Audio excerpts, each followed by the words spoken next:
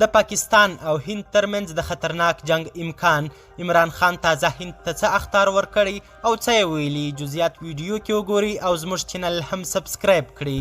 درنو لیدونکو مشال پریس ته ښه راغلاست. عمران خان وایي هند او پاکستان به اټومي جګړه کې ښکیل سي.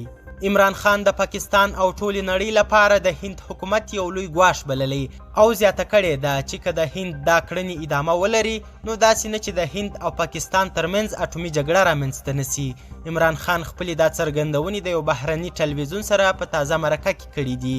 هغه وویل چې پاکستان تل هند ته د مثبتو مذاکراتو وړاندیز کړی خو هند دی چې تل مخالفت کوي. تر دې وړاندې هم پاکستان تور پورې کړی چې هند تل اور ته لمن وهي خو هند بیا د پاکستان په وړاندې ویلي چې دا هیواد په سیمه کې یو دوه مخی او شیطان هیواد دی چې تل یې د ترهګرو ډلو ملاتړ کړی او په سیمه کې تروریستي فعالیتونه ټوله په دوی پورې اړه لري. هند او پاکستان چې دوه اټومي قدرتونه دي له ډیرو کلونو را په دې خوا دښمني جریان لري او څو ځله دواړو هیوادونو درنې جګړې هم کړي دي. په دې وروستیو کې هم دا دوه هیوادونه دې ته نږدې سول چې ترمنځ یې سختې جګړې رامنځته سي خو بیا یې په منځ کې څه سړې اوبه تېرې سوې. اوس چې عمران خان هند ته دومره خطرناک ګواښ کړی نو معلومه خبره ده چې د هند له ځوابه به نه پاتېږي.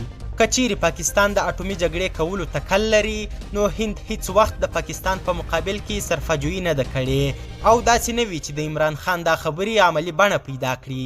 اوس یوازې د هند عکس العمل ته متوجه کېدل پکار دي چې هغوی به د عمران خان د دې خبرو ځواب څنګه او پر څه ډول ورکړي.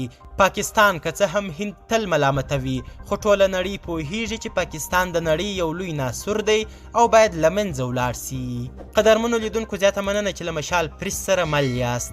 تر بیا او بلې داسې ویډیو د الله پامان.